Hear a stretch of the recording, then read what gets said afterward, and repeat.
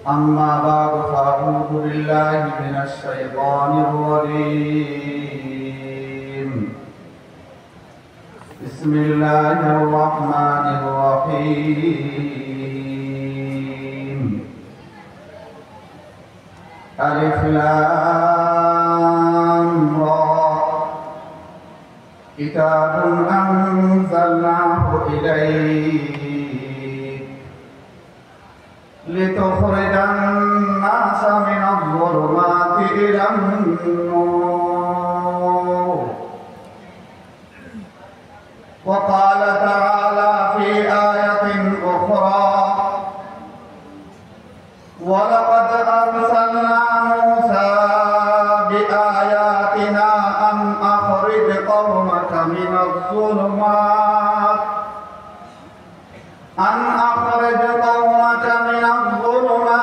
إلى النور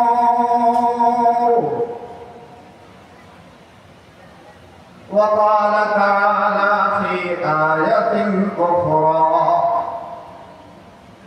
اقرأ باسم ربك الذي خلق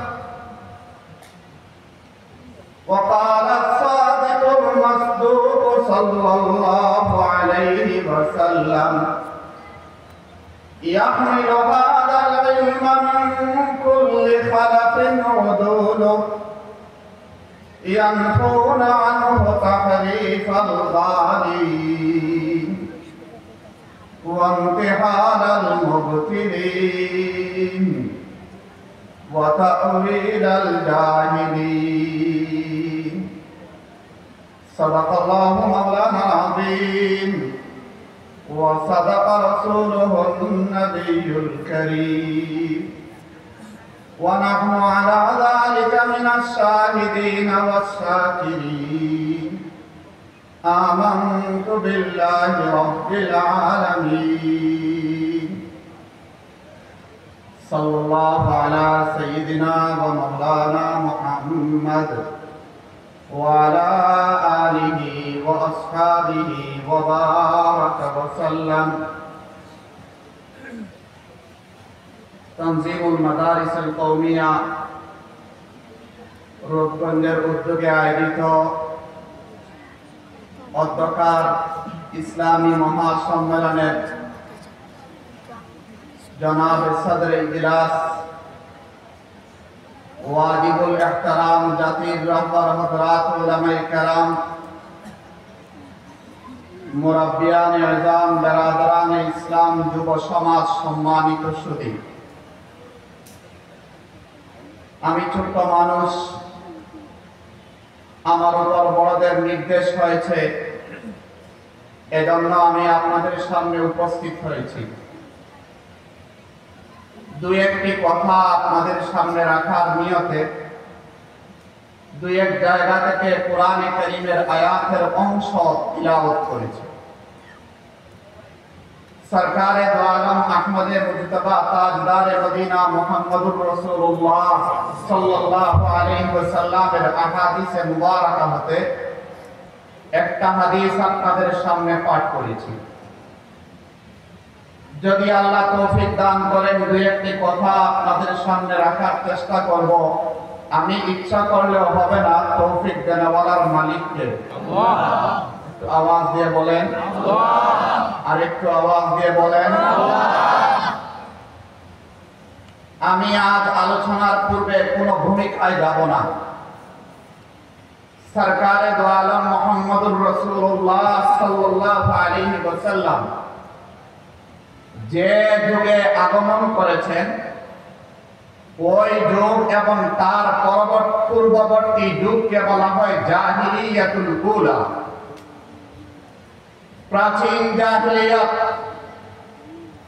উলামায়ে কেরাম আমার এই স্টেজে বসা আছেন মাঠেও আছেন আপনারা বাংলা ভাষায় একটা শব্দ ব্যবহার করেন প্রথম যদি প্রথম থাকে তাহলে তার শেষ থাকবে শেষ থাকলে পরে তার প্রথম থাকবে অনুরূপভাবে আল্লাহ কোরআনে কারীমের মধ্যে যে বললেন ওয়ালা তাবাররাজনা তাবাররুজাল জাহিলিয়াতিল উলা একটা হলো প্রাচীন জাহিলিয়াত অন্ধকার বর্বরতা তাহলে এই কোরআন আমাদেরকে দিক নির্দেশনা দিচ্ছে অদূর ভবিষ্যতে একটা নব্য জাহিলিয়াতের যুগ আসবে। কথা ঠিক কি ঠিক না? কোরআন আমাদেরকে এই কথা বলছে।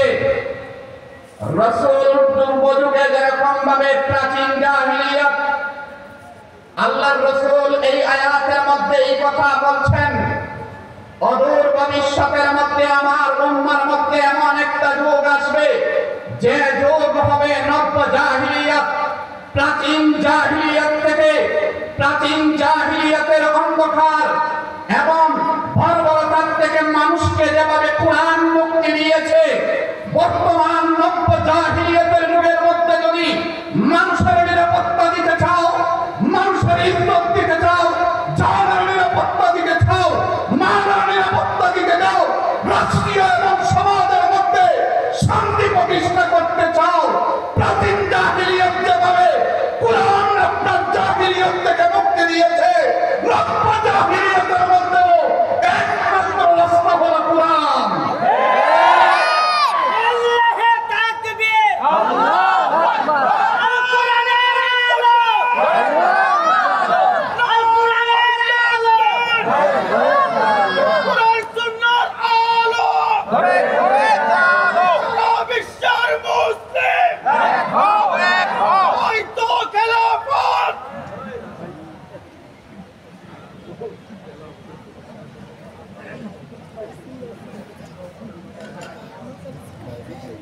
একটা হলো প্রাচীন জাহিলিয়াত, আরেকটা হলো নব্য জাহিলিয়াত।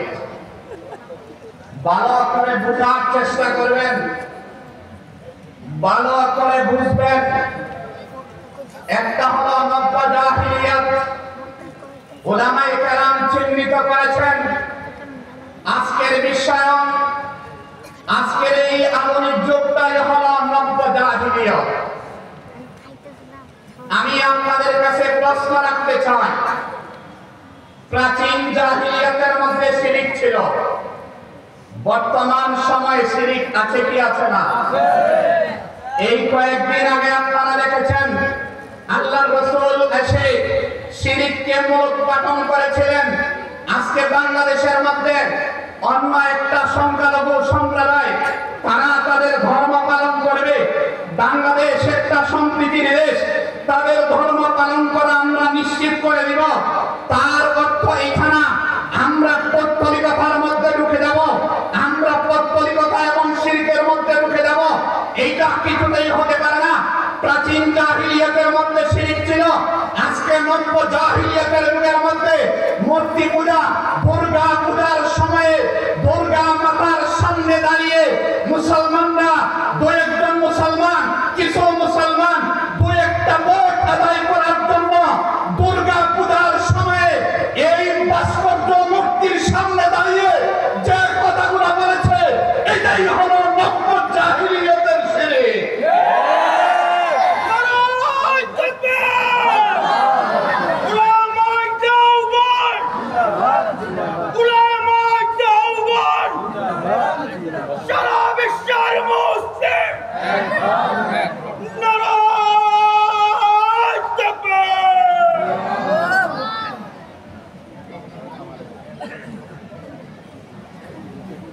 আমাকে কথা বলতে দিবেন,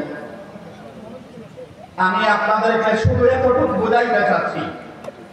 একটা হলো প্রাচীন জাহিলিয়াতের মধ্যে শিরক ছিল, কোন মুসলমান যদি এই কথা ভাবে, একটা হলো রোজা আর একটা পূজা, আরেক কিছুতেই এক হতে পারে না। রোজাদারের ঠিকানা হলো জান্নাত আর পূজাওয়ালার ঠিকানা হলো জাহান্নাম। এবার রোজা আর পূজা কখনো এক হইতে পারে না।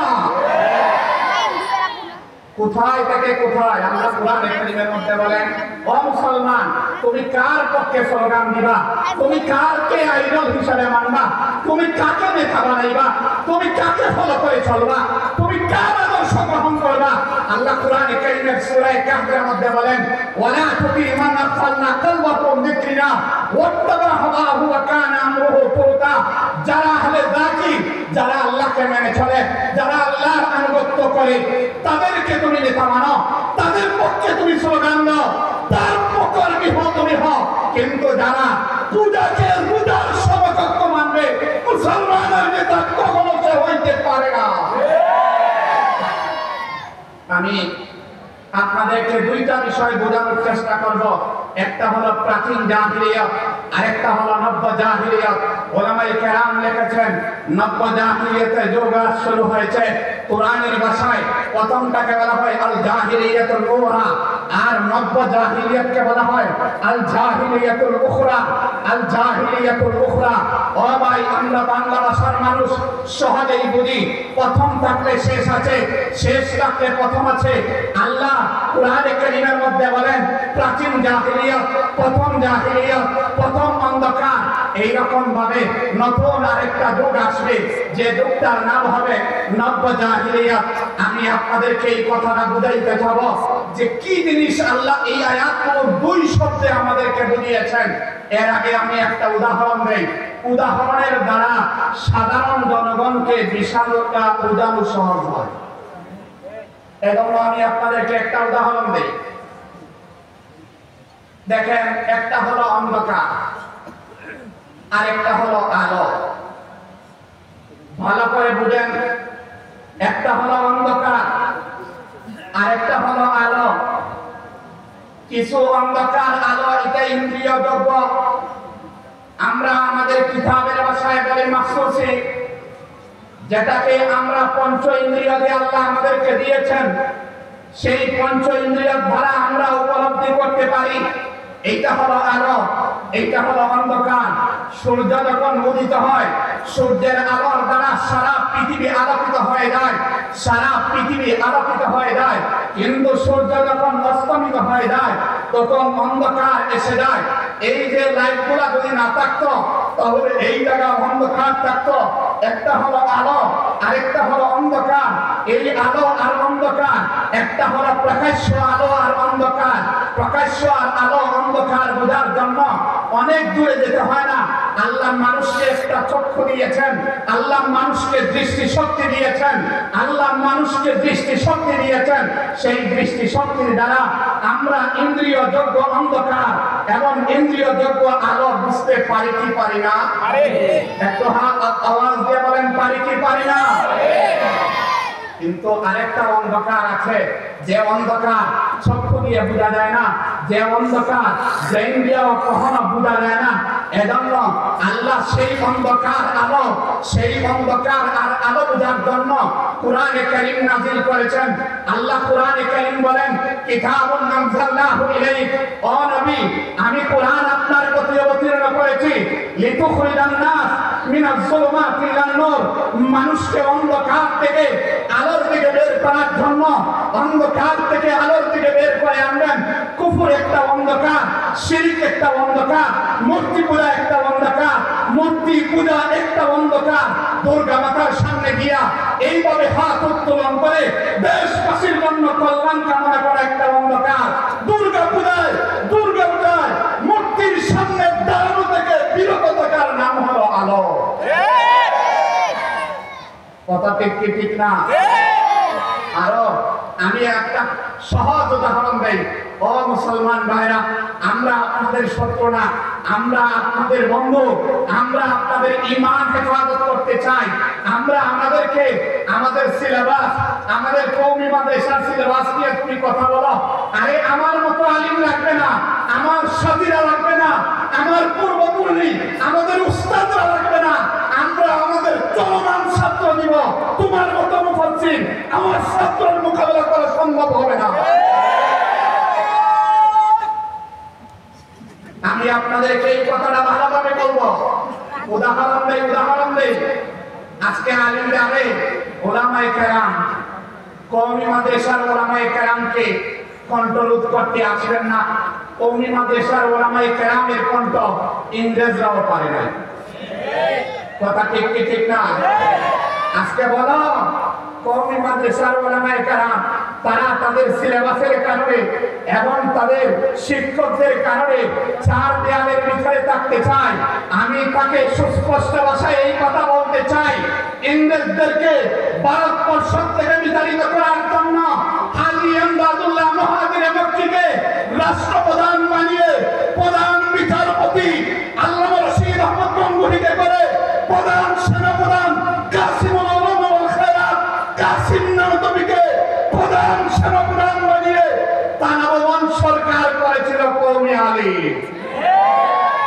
এজন্য কওমি মাদ্রাসায় যা করেছে তোমার পূর্বপুরুষরা তা করতে পারেনি, ভবিষ্যতেও পারবে না। এজন্য সাবধান, আমাদের কন্ট্রোল করতে আসবেন না। বিগত 16 বছর এই দেশে ফ্যাসিজম এবং ফ্যাসিবাদী স্বৈরাচার যারা ছিল তারাও আলিমদেরকে নির্যাতন করতে পেরেছে, আলিমদের কন্ট্রোল করতে পারে নাই। এজন্য আমরা সাবধান করে দিচ্ছি, আমাদের মিম্বরকে কন্ট্রোল করতে আসবেন না। যারাই আসবে তারাই কোনটা হয়ে যাবে। অতীতের মতো তারাও দেশ চালাতে বাধ্য হবে। আমি ওই দিকে যাব না, আমি আপনাদেরকে অন্ধকার আর আলো বোঝাচ্ছি। কুরআন আল্লাহ কেন দিয়েছেন? এই যে একটা হলো মাদ্দি জুলুমাত, আরেকটা হলো মাদ্দি নূর, এইটা উদ্দেশ্য না। আরেক প্রকার অন্ধকার আছে, আরেক প্রকার আলো আছে। যে আলো চোখ দিয়ে বোঝা যায় না, এইটা কোরআন দিয়ে বুঝতে হয়, এইটা হাদিস দিয়ে বুঝতে হয়। এইটার জন্য আল্লাহ কোরআন অবতীর্ণ করেছেন, লিতুখরিজান নাস মিনাজ যুলুমাতি ইলান নূর। আমি কোরআন দিয়েছি মানুষকে অন্ধকার থেকে আলো নিয়ে আসার জন্য, অন্ধকার থেকে বের করে আলোর দিকে নিয়ে আসার জন্য আমি কোরআন দিয়েছি। আরেকটা উদাহরণ দেই, রাসূল করিম সাল্লাল্লাহু আলাইহি ওয়াসাল্লামের যুগে আল্লাহর রাসূল মক্কা ছেড়ে মদিনায় চলে গেলেন। মদিনায় যাওয়ার পরবর্তীতে দেখতে পাইলেন কুকুরের প্রতি মানুষের অনুরাগ এবং মহব্বত। সেই কুকুরের অনুরাগ এবং মহব্বত এইটাকে মূলোৎপাটন করার জন্য কুকুর হত্যার নির্দেশ দেওয়া হলো। যে জায়গা থেকে কুকুর নিয়ে আসতো সাহাবায়ে কেরাম হত্যা করতেন। বাহির থেকে কোন মহিলা যদি সঙ্গে করে কুকুর নিয়ে আসতো সাহাবায়ে কেরাম হত্যা করতেন। কেন? কুকুরের প্রতি মহব্বত এইটা হলো অন্ধকার, আর কুকুরের প্রতি নফরত এইটা হলো আলো। এইটা হলো আলো। যখন সাহাবায়ে কেরামের অন্তর থেকে, মানুষের অন্তর থেকে কুকুরের মহব্বত দূর হয়ে গেল, আল্লাহু আকবার, আল্লাহু আকবার, আল্লাহর রাসূল বলে দিলেন, মা লাহুম ওয়ালিল কিলাব, কুকুরের সাথে আমাদের কি সম্পৃক্ততা? কুকুরের সাথে আমাদের কোনো সম্পর্ক নাই, কুকুর হত্যা করতে হবে না, রহিত হয়ে গেল। তবে আশঙ্কা করেছেন আল্লাহর রাসূল অদূর ভবিষ্যতে মানুষের অন্তরে কুকুরের মহব্বত আবার ফিরে আসতে পারে। জাহিলিয়াতের যুগের মধ্যে, অন্ধকারের যুগের মধ্যে, প্রাচীন জাহিলিয়াতের মধ্যে কুকুরের প্রতি মহব্বত আর ভালোবাসা ছিল। নব্য জাহিলিয়াত বর্তমান যুগের মধ্যে কুকুরের প্রতি মহব্বত আবার মানুষের মধ্যে আসতে চাচ্ছে। কথা ঠিক কি ঠিক না? আওয়াজ দিয়ে বলেন কথা ঠিক কি ঠিক না? সুতরাং আল্লাহর রাসূল বলেন, রাসূলের পূর্ব যুগ যেটা, এটা হলো প্রাচীন জাহিলিয়াত, আর এই যুগটা হলো নব্য জাহিলিয়াত। নব্য জাহিলিয়াতের মধ্যে আবার মানুষ অযথা কারণে, বিনা কারণে কুকুরকে মহব্বত করা শুরু করেছে। আজকের পৃথিবীতে বিরোধীদের মধ্যে এমন অমানুষ তৈরি হচ্ছে, তারা তাদের যৌন চাহিদাকে কুকুর দিয়ে আপনার পূর্ণ করছে। এইটা অতীতের জাহিলিয়াত, আর বর্তমানটা হলো নব্য জাহিলিয়াত। অতীতের জাহিলিয়াত থেকে, অতীতের জাহিলিয়াত যেভাবে কুকুরের প্রতি মহব্বত, এইটা হলো অন্ধকার। বর্তমান নব্য জাহিলিয়াতের মধ্যে যাদের হৃদয়ের মধ্যে কুকুরের প্রতি মহব্বত আছে, এইটাও অন্ধকার। অতীতের অন্ধকার থেকে মুক্তি হওয়ার একমাত্র রাস্তা হলো কোরআন। বর্তমান জাহিলিয়াত, নব্য জাহিলিয়াতে কুকুরের প্রতি মহব্বত থেকে বাঁচতে হলে একমাত্র মাধ্যম কি? কোরআন। আওয়াজ দিয়ে বলেন কোরআন। আর একটু আওয়াজ দিয়ে বলেন কোরআন। সুতরাং মানুষকে মানুষ বানাইতে হলে কোরআন শিক্ষা লাগবে। মানুষকে অন্ধকার থেকে আলোর দিকে বের করার জন্য প্রতিষ্ঠানে প্রতিষ্ঠানে, প্রাইমারি শিক্ষা প্রতিষ্ঠানে গানের শিক্ষক নিয়োগ দিলে ভালো মানুষ বানাইতে পারবা না। গানের শিক্ষক নিয়োগ বাতিল করে কোরআনের শিক্ষক নিয়োগ দাও।